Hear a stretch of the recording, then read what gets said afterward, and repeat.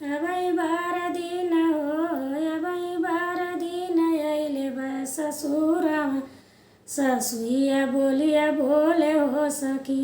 अबै बार दिन हो अबै बार दिन अइले बा ससुरवा ससुइया बोलिया बोले हो सखी।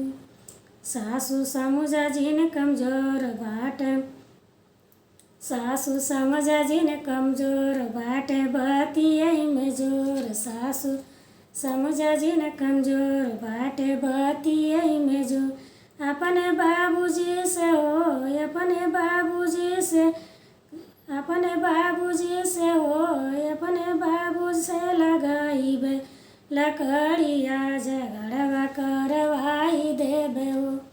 अपने बाबूजी से हो अपने बाबूजी से लगाइबे लकड़िया झगड़वा करवाई देबे हो। अबै बार दिन हो अबै बार दिन ले भाई ससुरवा गोतिनिया झगड़ा करे लगिया। अबै बार दिन हो अबै बार दिन अइले भाई ससुरवा गोतिनिया झगड़ा करे लगे हो। गोतनी समुझा जिन कमजोर बाटे मुँहवा कजोर। गोतनी समुझा जिन कमजोर बाटे मुँहवा कजोर। तोर देवरा से हो तोर देवरा से लगाइबे झगड़वा अलगवा करवाई देबे हो। तोर देवरा से लगाइबे झगड़वा अलगवा करवाई देबे हो। अबै बार दिन हो अबै बार दिन अइले बा ससुरवा ननदिया झगड़ा करे हो सखी।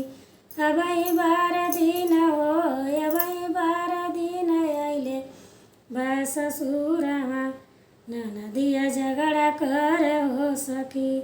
ननदो समुझा जिन कमजोर बाटे कलैया में जोर। ननदो समुझा जिन कमजोर बाटे कलैया में जोर। तोके पटक देबे हो तोके पटक देबे ससुर के अंगनवा में आनवा छोड़ाई देबे हो। तोके पटक देबे हो तोके पटक देबे ससुर के अंगनवा में आनवा छोड़ाई देबे हो।